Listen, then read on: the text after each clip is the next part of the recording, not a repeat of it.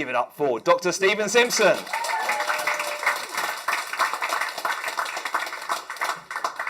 Tony. Cheers. The problem with Tony, as you probably might guess, those of you who've listened to the podcast, is that he doesn't quite know what a strong, powerful hypnotist he is.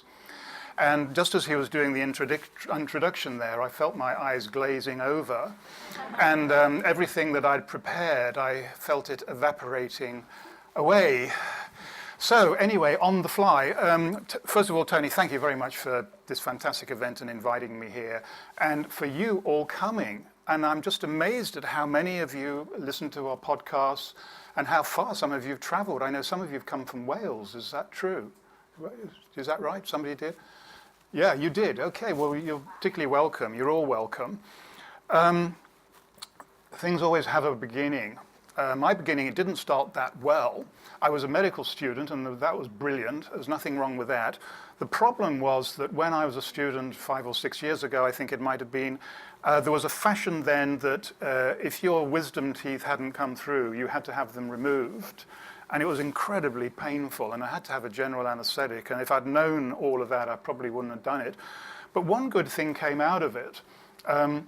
They'd filled me up with drugs. So that was okay. The pain in my jaw when I opened my eyes wasn't.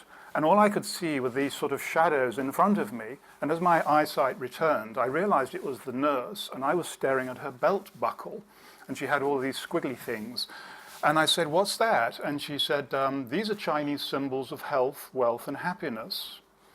And, you know, I can't just forget that, not that I want to. And in fact, you know, you'll see that it's a tagline on my book. I don't know when that's coming out, by the way. I know that it's written. So I used to, and I, you know, just finishing my medical student days very, very quickly, it's only looking back I realized I think I must have been a difficult character, because there were only 2 subjects that interested me. But the thing was, they didn't just interest me, they fascinated and obsessed me, and they were surgery and psychiatry. Now, you can't get 2 more different subjects, and that's when I began to think there's a bit of bipolarity going on here, and certainly the obsessive side of it as well, because I don't know how I got through, because I didn't particularly enjoy some of the other stuff. So I thought, well, what am I going to do? Which of these? I can't do both. And because I'm a little bit dyslexic, probably goes with being left-handed, I couldn't spell psychiatry, so I thought it was much easier to say and write that I was a surgeon, so I did surgery instead. And that, actually, I did a few years, and then as Tony said, I ended up in Africa doing other stuff. But I just wonder what might have happened had I become a psychiatrist. But the beauty is that for 8 years, I may not have been a psychiatrist, but I'm being a mind coach, and it's a total career change, and it's absolutely wonderful. So this journey, particular journey, started 2 years ago. I was doing an event very much like this. It was almost exactly the same time of year, and I was talking about health, wealth, and happiness. And I always like to find out, what is it that the audience want? Do you want to be healthy? Well, of course, everybody wants that. And every group's different. Some want wealth more than happiness, and wealth is not just money, by the way. And then I changed the script, not that there ever is one, and I said, who wants to be lucky? Who wants to attract a bit more luck into their life? And it went quiet, just like this. And I realized, well, in my self-deluded fantasy world, I convinced myself that this is what people were really fascinated by, which is good, because luck fascinates me. And I spent the last 2 years researching it, going back stuff that was taught thousands of years ago, and trying to identify what the secret of luck is. Now, one thing that I'm convinced about is that luck is not random. You can bring more luck into your life. I've worked with some top sports people, and I've certainly read and profiled lots of other top sports people. And if you ask them, they will say, what is the secret of your success? One of those secrets is going to be luck. They will say, I was lucky. I was in the right place at the right time. And as I said, while I was researching the book, I wanted to speak to as many people as possible. So I would corner people. I'd ask them, you know, what do they think about luck? And the common response was, and you've probably heard it before many, many times, oh yeah, I know what luck is. The harder you work, the luckier you get. Have you heard that expression? Yeah, you know, all kinds of different people attribute that. But there's definitely some truth in it, but the way that people say it, you know, this is the Victorian work ethic, you know, these are the 12-hour days. Well, there's some truth in that because you can't be good at anything without working at it. But it's by far from the whole truth. Because the truth is that many, many people work hard and don't have much to show for it. Lucky people, they don't have to work as hard. Things are easier for them, and they have a lot more success and a lot less stress and much better life balance and all the rest of it. So that is the premise. And the results over this last 2 years have been pretty incredible. I mean, I've used them on myself because there's no point talking about stuff like this if you haven't tried it out yourself. And I've used it on my clients. And, you know, Tony mentioned poker, but I mean, that was, in fact, you know, this seminar 2 years ago, I did my seminar, I went off to Glasgow with a poker player, a lady poker player called Liv Boerich. She's a fantastic player and she's done really, really well. And she did really well in that tournament. And I'd only been working with her for a few days. That's just one example. So there are 7 secrets. Do you want to know what they are? Yeah. Okay, who listened to the podcast, Tony and I?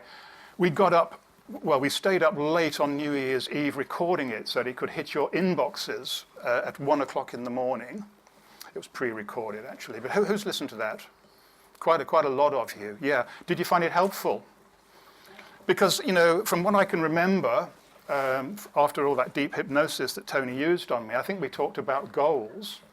And that is definitely, I know it sounds boring, we're still in January, we can still vaguely remember the resolutions we've already broken, but I can assure you that every successful, lucky person has a very clear picture of what they want and what their goals are. They don't need to think about it. Do any of you need to think about it, or you just know immediately? Who knows immediately what they want out of life? Several of you. Yeah, you're the first with a hand up. Yeah, well, I'm an artist and a singer, and I think what I like to do most is inspire people, probably like yourself. Yeah, that's a good goal. So your goal is you want to inspire people. That's a very good goal. You see, I'll name drop again. Another of the top poker players in the world is an English guy called Chris Moorman, and I had to fly out to Vancouver to see him. It was the only time we were going to be able to do it. And the first question is always the same: what's your goal? And he said, and I could see some hesitation. He said, well, I want to win a lot more money, and I want to win a major. So tell me more. He said, well, you know, the money, it's not so much the money, but it's the ranking and the sponsorship and all that kind of stuff. I said, what's the major? He said, well, I've been very, very successful, but I've got this monkey on my back. That's exactly the words he said. He said, people are talking about me as the best poker player in the world who has never won a major event.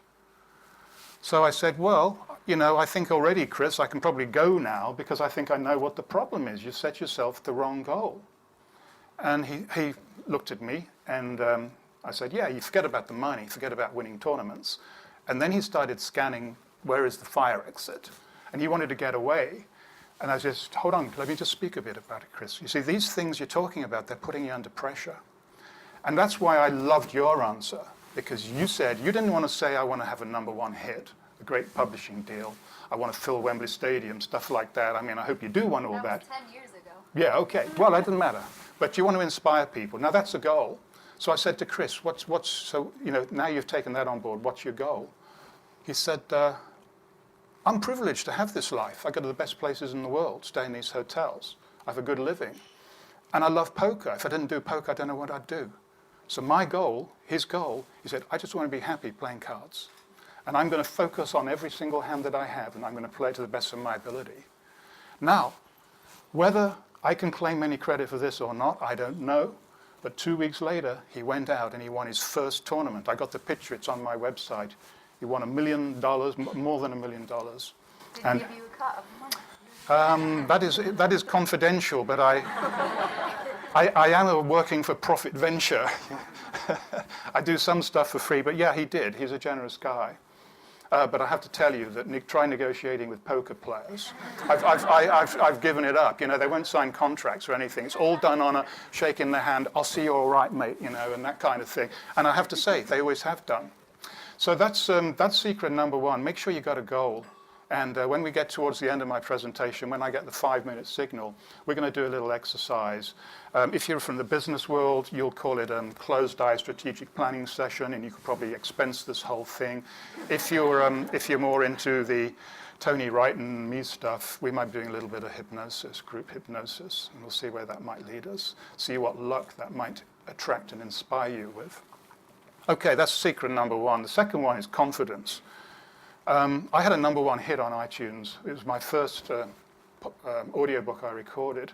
The publishers didn't like it because they hated the title. It was called Zen Hypnosis Confidence, and it was the top seller in the UK for most of 2012. Outsold Dan Brown, and those vampire stories. She was one of my competitors. Stephanie Meyer, she sells a lot. What do they call that? Fang Bang or something? I don't know. That's the genre. It's a tough one to fight against that one. Anyway, confidence. So that tells me there's something about confidence. Would the other be like to give me a definition of what confidence means to them? Self-assured. Self-assured. Yeah, that's a good way of putting it. The way I put it is, confidence is something that everybody else has, and I don't. How many people think that? Everybody. You know, we look around, we think that guy's that confident. We're all the same. All of us want more. I've never had a single client who said, I want you to drain some of this overwhelming confidence from me. So I do want a very brave volunteer just to come on stage with me for like 1 minute. This is your moment of fame, and I need somebody. Yeah? Thank you very much. Your hand went up almost quickly. Yeah.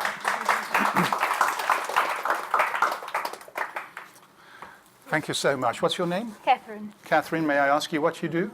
I'm a recruitment and retention manager for the biggest restaurant group in London. Okay, recruitment and retention. Does that mean you have a problem keeping people? Sometimes. Sometimes, yeah. Yeah, well, there's going to be some stuff here that's going to help you in your job, I'm sure. Now, have you done any acting? A little bit. A little bit, that's good. I'm glad you said that. Right, I want you to act now like a very nervous people. You've just been called into your boss. You know he does not like your sales figures and retention figures. Your retention is going down the tube, and you know you're going to have a sticky time. Come on, look worried and frightened. Yeah, shake, please. That's pretty good acting. God, you're making me nervous now. That is very good. So what did you notice? What did you notice from the floor?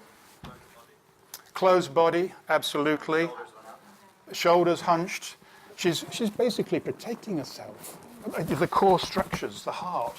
She's covering herself up. She's making herself look small. Agreed? Absolutely. And she wasn't breathing. Now look, you can't be confident if you don't breathe. A few times a minute at least. Now, Tony Wrighton, Sky Sports presenter, full of confidence and everything else. What does he look like? Come on, look like Tony.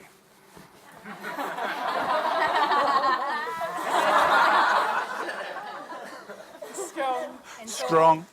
Yeah. Shoulders back. Yeah. So, there's a point to what I'm saying. By the way,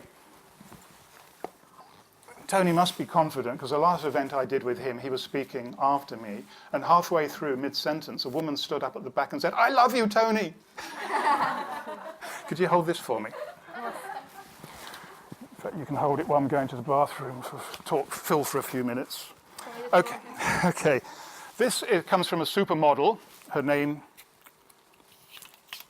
is Michelle Paradise. And she calls this the posture wand. And she's on the Britain's Best Model, all this kind of stuff. And she says that posture is very important to confidence. And she gets these people to practice with this half an hour a day or more. Try that. Hook it underneath your shoulders. I'm left-handed too, so I'm Good. not well. That's okay. We're all a bit klitzy. What's the word they say for left-handers? Yeah, okay. How does that feel? Yeah. Stand up straight. Yeah. Okay. Now, I feel like I'm on show. you are on show. Now, if you watch... Yeah, you're more on show than I am. If you watch golf on TV, you might see some of the players while they're waiting standing like this with their golf club, because I've taught them that technique. And thank you, I'm going to sit down now. Thank you very much for being a film star.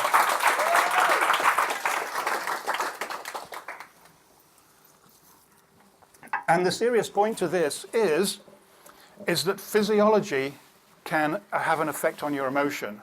And what Michelle says, you fake it or you make it. If you look confident, you're going to feel confident. If you're going to look like this, you're not going to feel confident. So you can change your physiology. And it doesn't take very long. It just takes a few seconds. It's very, very hard to be tense when you're breathing slowly. It's very hard to be relaxed when you're breathing fast. These are things that you can control. And another way to build confidence is to be very careful what comes out of your mouth. Rapping already. Oh, five, okay. Yeah, never ever say anything bad about yourself. Only say good stuff. Don't beat yourself up. Don't beat yourself up in front of other people. Don't beat up yourself. Okay. Got that? Yeah. Right. I said we're going to have a little bit of a rest, didn't I? So, ladies and gentlemen, boys and girls, feet on the floor. Sit comfortably. Please, I would like you to close your eyes. Trust me, I'm a doctor. Your handbags and everything else will be relatively safe. Okay. Now, I started off by talking about goals and how important they are. I know that everybody in this room has got a goal. Some of you may not be quite sure what it is. Some of you may be thinking, well, yeah, this is something that I would like to do, but how can I? This is something that I want to do, but my friends will laugh at me. My family won't support me. My partner will think I've gone crazy. Well, put all of those thoughts to the side. This is about you. This is your time. What is it that you want to do? When we come back to Zestology here a year from now, and I'm going to ask all of you, what have you achieved? What was your goal? Tell me about it. I want you to tell me that you've hit your goal, you knew what it was. And I want you to go there now. I want you to fast forward a year ahead because you've achieved your goal. You've done what it was. Now comes a question.